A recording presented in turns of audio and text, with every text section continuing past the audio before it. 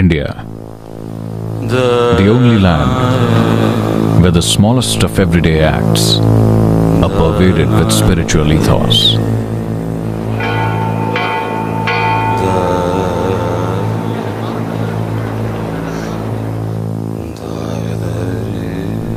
This is a land and culture which has for thousands of years nurtured yogis, siddhas and realized beings. These beings explored life in depth, looked at all aspects of human well-being and consciously structured the culture so that even the simplest act became a spiritual one.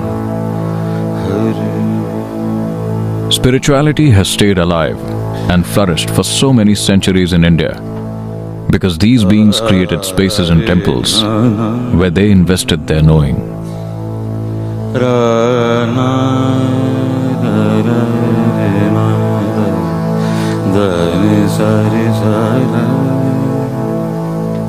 Kailash is one such place, which is a powerhouse of energy.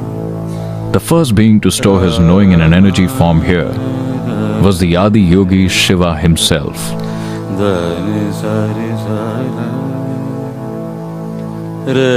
Though they are thronged by worshippers, the ancient temples were originally built not as places of worship, but as powerful energy centers which allowed people to transform themselves in a very deep way.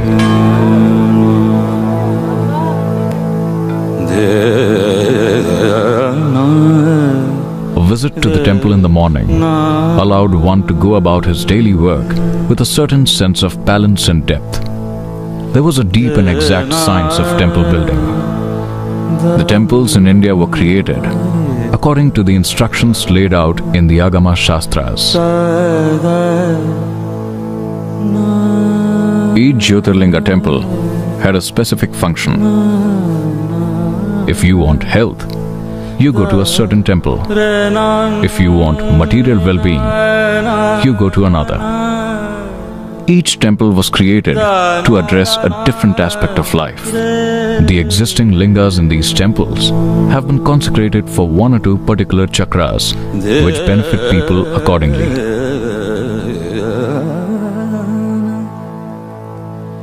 But many enlightened beings down the ages dreamed of a temple that held a linga with all 7 chakras fully energized, a Dhyanalinga temple. Of all the temples, this is the most complex to create, and so difficult is the task that it never happened.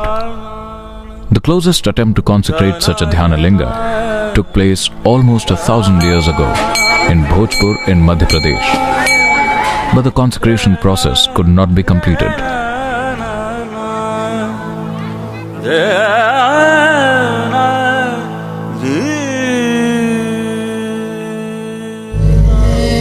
There is now only one place where a Dhyanalinga stands, the only one to be fully consecrated in over 2,000 years.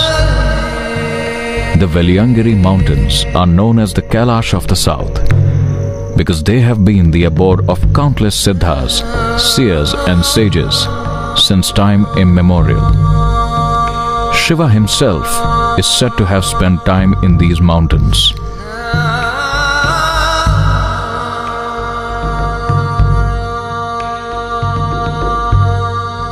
It is at the foothills of the Veliangiri mountains that Sadguru Jaggi Vasudev established the Dhyanalinga.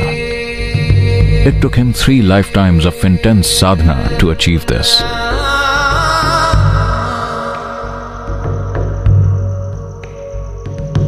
The consecration of Dhyanalinga involved an intense process of prana pratishtha which spanned over 3 years.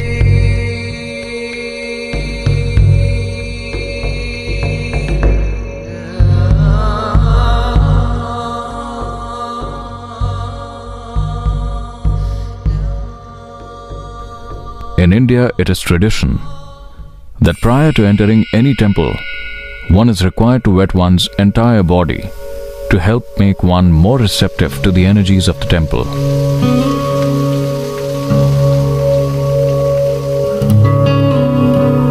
The Tirth Kund is a subterranean tank with a solidified mercury lingam immersed in water.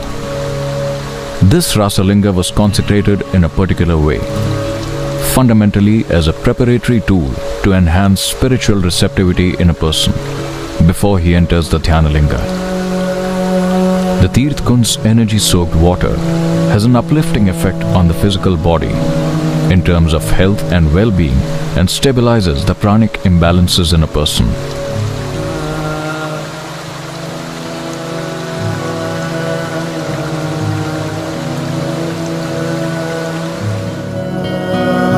Before the entrance of the inner parikrama is the Sarva Dharma Stambha. Symbols of all the major religions of the world are inscribed on three sides of the Stambha. A welcome that goes beyond religious divides. To reach the open pathway, the inner parikrama, one must climb 3 steps.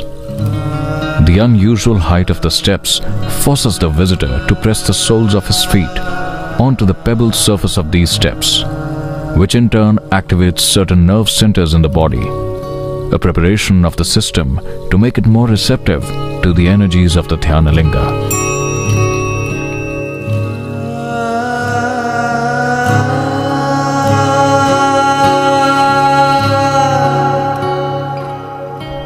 The entrance of the parikrama is graced by Patanjali Maharishi, who is regarded as the father of yogic sciences. On the other side is the Vanashri shrine, the feminine deity of the Dhyanalinga temple. The energies of the deity are such that it is specially beneficial for women and children.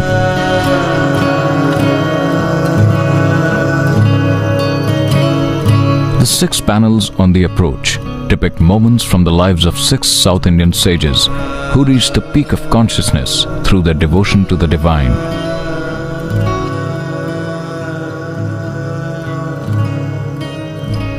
At the heart of the temple, one finally stands before the immense and awe-inspiring Dhyanalinga.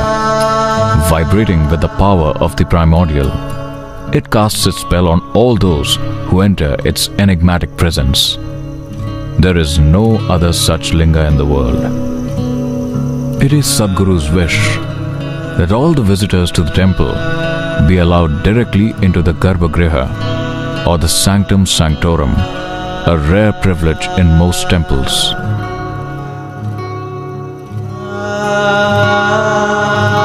In Sanskrit, Dhyana means meditation, Linga means form. Here, sitting silently for a few minutes within the sphere of the Dhyanalinga is enough to make even those unaware of meditation experience a deep state of meditativeness. Being in the presence of the Dhyanalinga offers a person the rare privilege and the intimacy of being with a guru.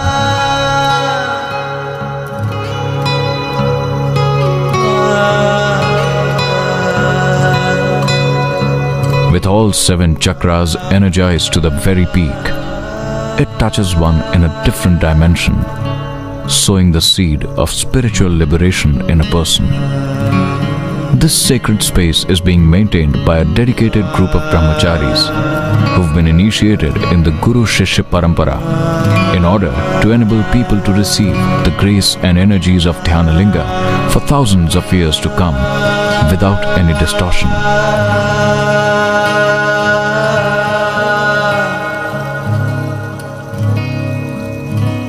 Come, share the experience of the Dhyanalinga. Once a being is touched by the grace of Dhyanalinga, love and compassion towards other human beings is a natural outcome. This finds expression through the various social outreach projects. Action for Rural Rejuvenation works towards uplifting the rural community and provides free healthcare in more than 4,500 remote villages in India. Project Green Hands aims at planting 11.4 crore trees in the next 5 years to increase the green cover of the country.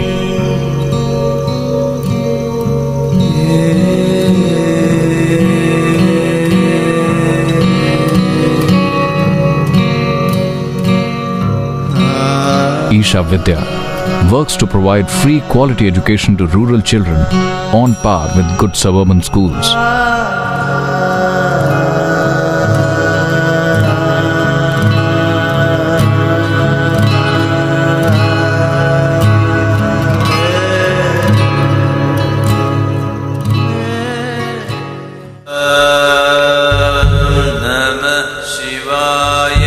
Every Mahashivratri, Sadguru conducts a night-long satsang of explosive meditations.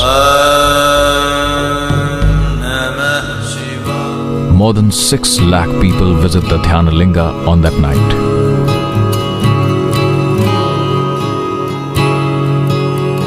One more Tirth Kund is being planned in order to accommodate the rapidly growing number of devotees visiting the temple.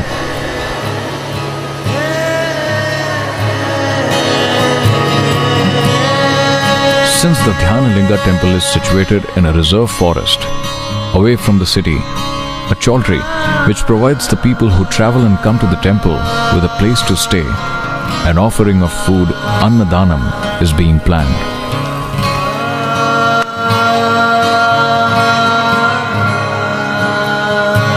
The greatness of this nation lies in its rich ancient tradition and culture, which is slowly dying. Sadguru has a long-term vision of reviving the arts and knowledge of our culture and has established a system of transmitting these art forms in the traditional Guru-Shishya Parampara.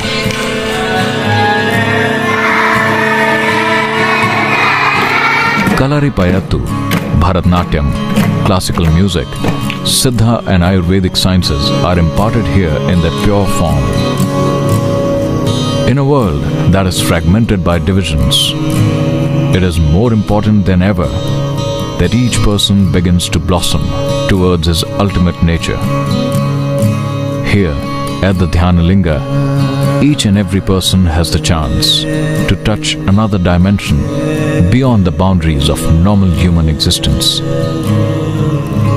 In ancient times, it was kings and noblemen who endowed and built temples. However, the Dhyanalinga has been built by ordinary people as an offering of love with the labor of thousands of volunteers. Almost all the money that it took to build the temple came from thousands of small donations made by people who gave up something in order to make the Dhyanalinga happen.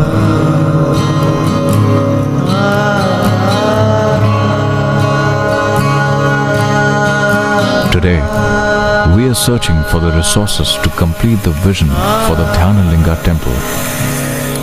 As we seek to reach out to touch and transform more and more people, there's an opportunity for you too. We invite